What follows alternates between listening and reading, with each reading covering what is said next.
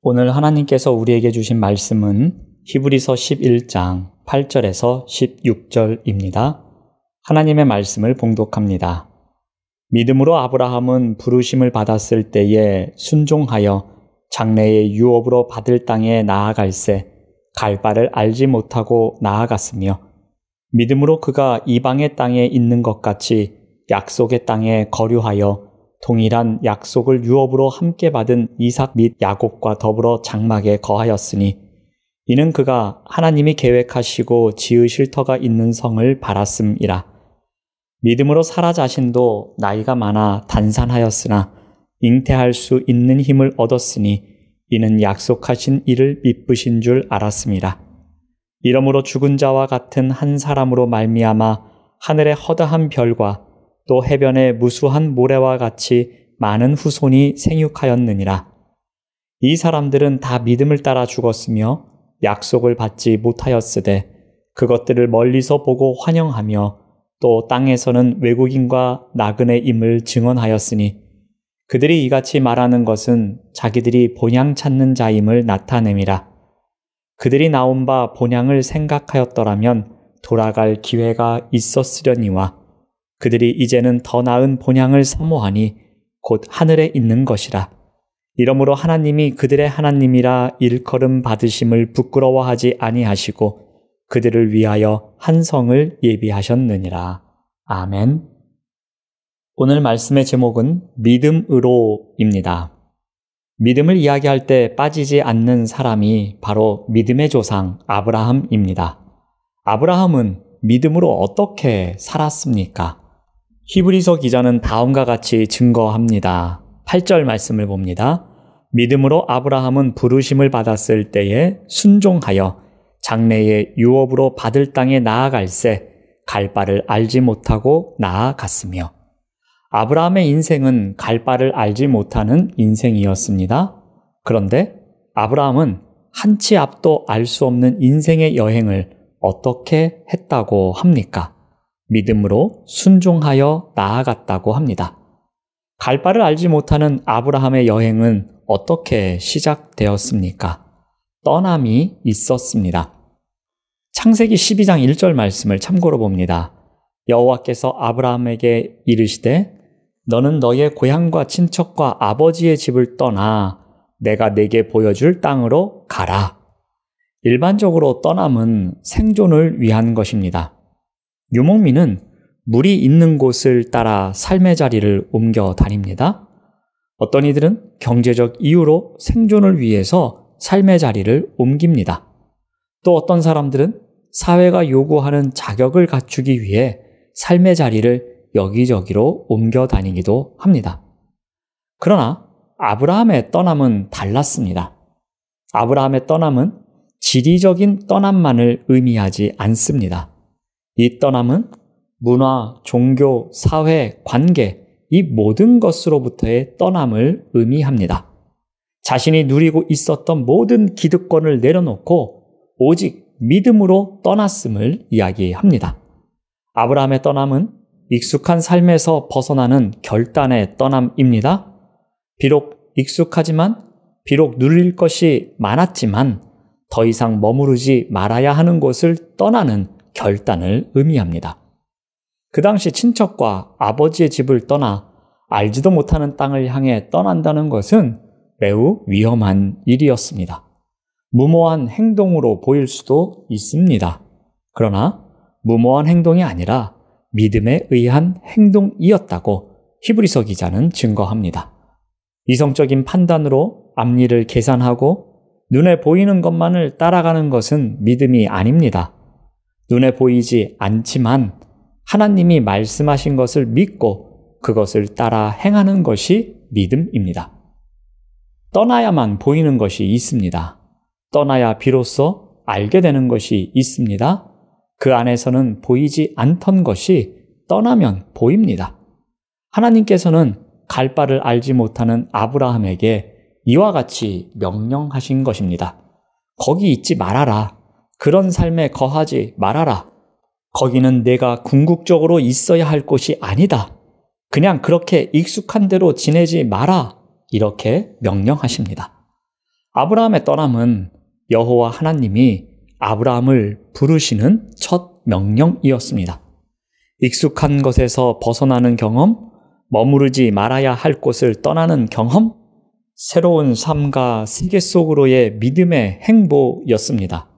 아브라함은 믿음으로 하나님의 부르심에 순종해 유업의 땅으로 나아갑니다. 갈 바를 알지 못했지만 오직 믿음으로 순종해서 떠났습니다. 여기에 바로 아브라함의 믿음이 있습니다. 이제 히브리서 기자는 앞에서 소개한 믿음의 선진들이 모두 믿음을 따라 살다가 죽었다고 이야기합니다. 그들은 당장 눈에 보이는 약속을 바라지 않았고 땅에서는 외국인과 나그네로 살기를 자청했습니다. 13절 말씀을 봅니다. 이 사람들은 다 믿음을 따라 죽었으며 약속을 받지 못하였으되 그것들을 멀리서 보고 환영하며 또 땅에서는 외국인과 나그네임을 증언하였으니. 히브리서 기자는 믿음의 선조들이 믿음을 따라 죽었다라고 기록하고 있습니다. 이 말은 어떤 의미입니까? 평생 믿음으로 변절되지 않는 삶을 살았다는 것입니다. 믿음을 끝까지 지키며 살았다는 의미입니다. 그들은 삶뿐만 아니라 죽음까지도 믿음과 결부되어 있다는 의미입니다. 더군다나 이들은 하나님께서 그의 백성에게 약속하신 것을 받지 못한 채 멀리서 보고 환영하는 자로 살았습니다. 즉, 살아있는 동안 약속된 것을 가시적인 형태로 받지 못했습니다. 아브라함의 경우를 예를 들어 봅니다. 그는 이삭과 야곱을 품에 안았지만 수많은 자손을 보지는 못했습니다. 그리고 소유한 땅도 별로 없었습니다. 그래서 자신이 나그네요, 거류하는 자라고 말했습니다. 그들은 이 땅에서 나그네 취급을 받았습니다. 그럼에도 불구하고 믿음을 따라 살았습니다. 때때로 하나님을 믿는 성도들도 믿음이 있다고 하지만 하나님께 기도하며 자신들의 필요와 욕구가 즉각적으로 충족되지 않을 때에 좌절감과 패배감을 갖게 됩니다. 그들은 하나님의 때를 기다리지 못하고 조바심이 나서 포기할 때도 있습니다. 그런데 오늘 본문에 나온 믿음의 선진들은 어떠합니까? 하나님께서 주신 약속을 이 땅에서 이루려고 하지 않았습니다. 그들이 가진 미래에 대한 소망은 이 세상의 것이 아니라 하나님의 나라와 그분의 통치가 이루어지는 곳에 있었습니다. 그래서 어떻게 합니까? 앞으로 올 것을 멀리서 보고 기뻐했습니다. 멀리서 보고 환영했습니다. 그렇다면 이들이 바라본 앞으로 올 것은 무엇입니까? 14절에서 다음과 같이 기록하고 있습니다. 그들이 이같이 말하는 것은 자기들이 본향 찾는 자임을 나타냅니다. 그들은 본향 찾는 자들입니다.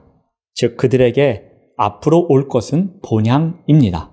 하늘에 있는 것을 말합니다. 그렇다면 본향을 바라보며 믿음을 따라 살아가는 자에게 하나님은 어떻게 약속하십니까? 16절 말씀을 봅니다. 그들이 이제는 더 나은 본향을 사모하니 곧 하늘에 있는 것이라.